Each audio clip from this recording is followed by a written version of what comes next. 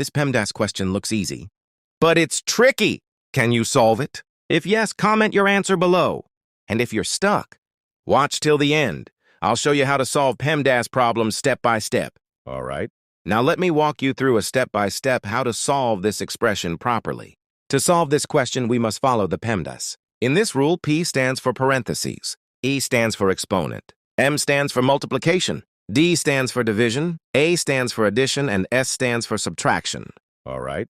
According to the order of operations, multiplication and division have equal priority, and we have to work from left to right. So here, first, we have to do this division, then this multiplication. If we do this multiplication before this division, it is wrong. So first we have to do this division.